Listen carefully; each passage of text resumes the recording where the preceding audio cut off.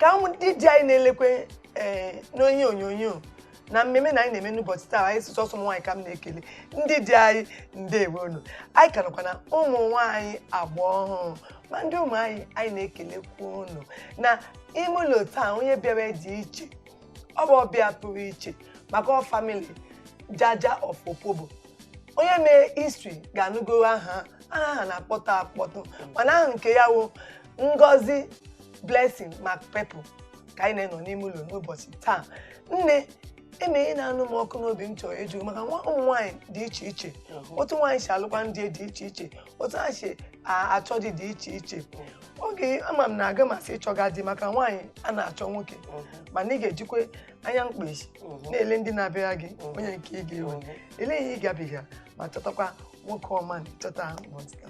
Okay, for me,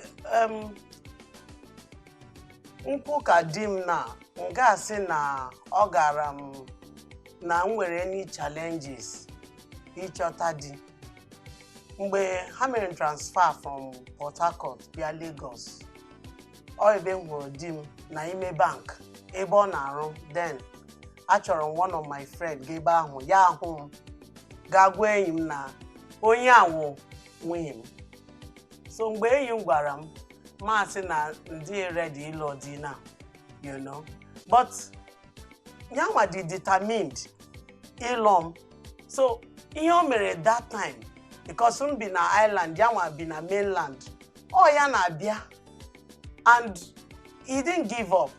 My advice for young people these days o nwoti ga-eme onwe gị position ọ nwoke ga na-achọ gị ọ nwoke ga-achọwa ya maka ndị ọ dị n'iche ọjị ụmụ nwaanyị na-achọ nwoke because even till today o nwoti ga-edowe onwe gị as nwaanyị nwa agbọghọ na-eto eto ụmụ nwoke ga na-achọ gị because ime onwe gị like need too cheap ha ga-eteke gị serious maka na mgbe di m na-achụ m abịa m ụlọ ya agaghị m ebe ahụ aga m weekend chefuo one thing si na okay nchefuru ihe na nchọrọ ịbịa ewere ya and all that.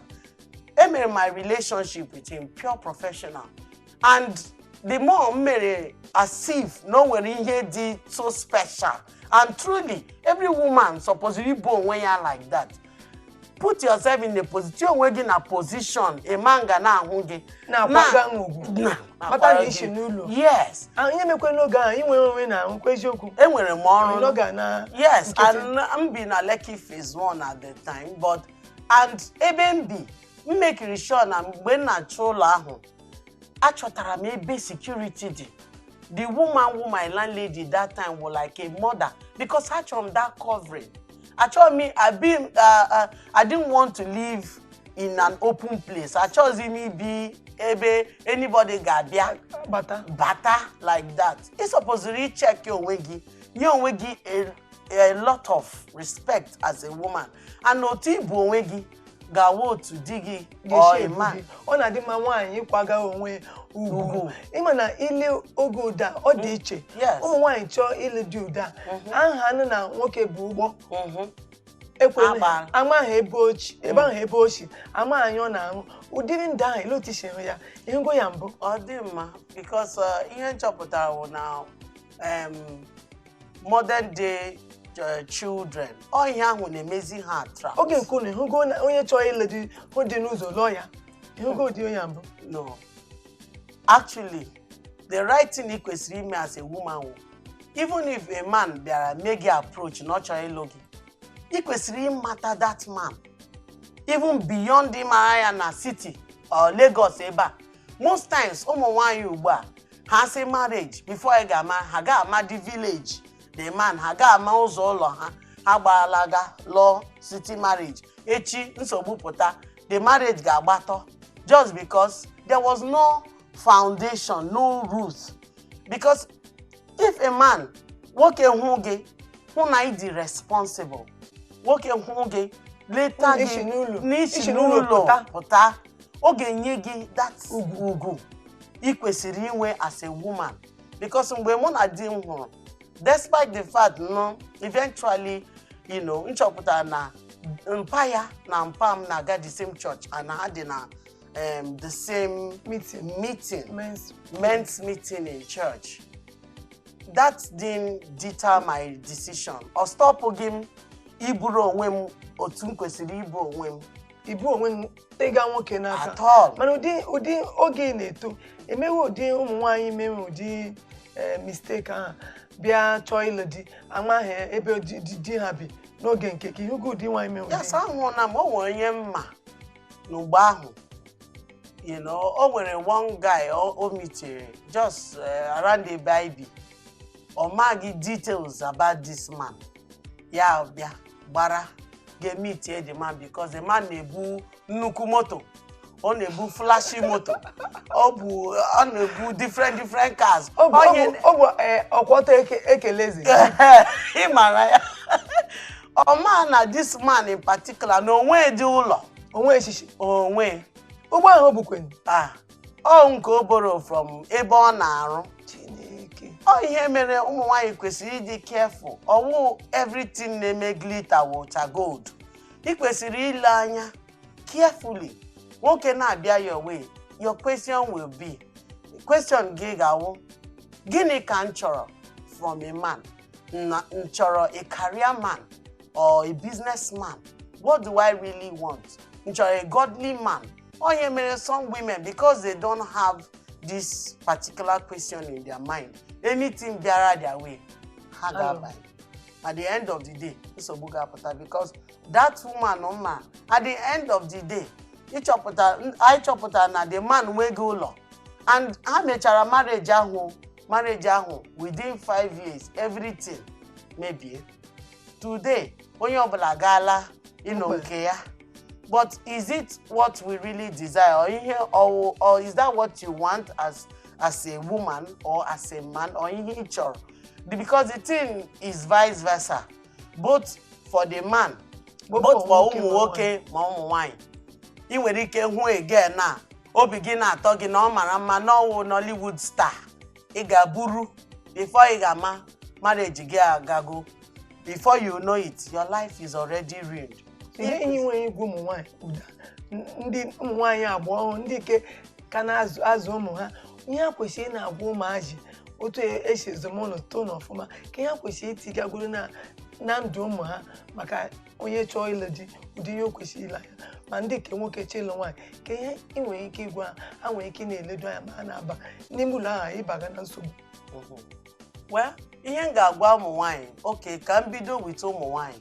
Ihe m ga-agwa ụmụ nwaanyị basically ị kwesịrị inwe n'obi a particular kind of man ị chọrọ ịlụ.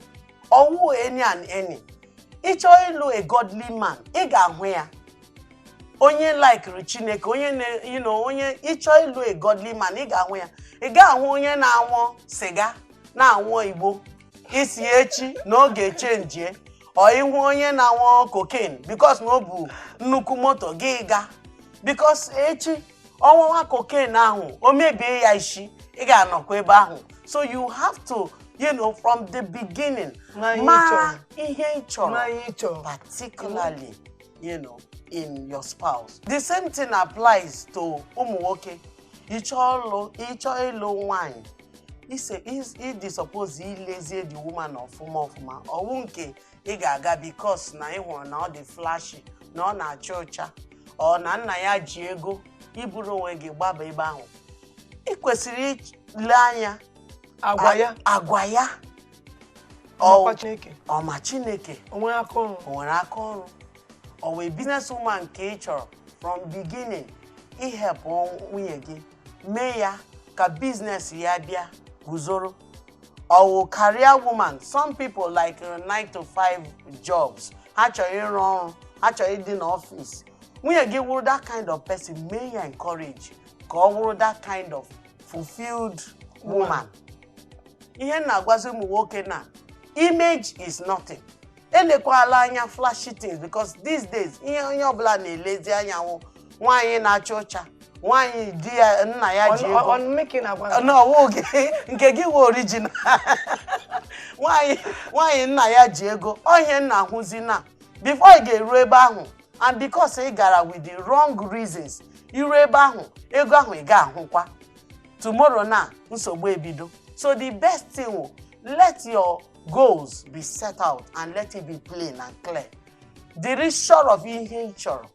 If you want a godly woman, you will see it in the girl. If you want a homely girl, ị ga-ahụ nwa ha zụrụ ọfụma and go for that. Let's drop all the material things. Ndị mmadụ na-agbazi na up and down. Everybody hụrụ. A man ji ego, ọ ebe women na-aga, ụmụ nwaanyị na-aga. A woman ji father ya nna ya ji ego, ọ ebe men na-agbazi right now.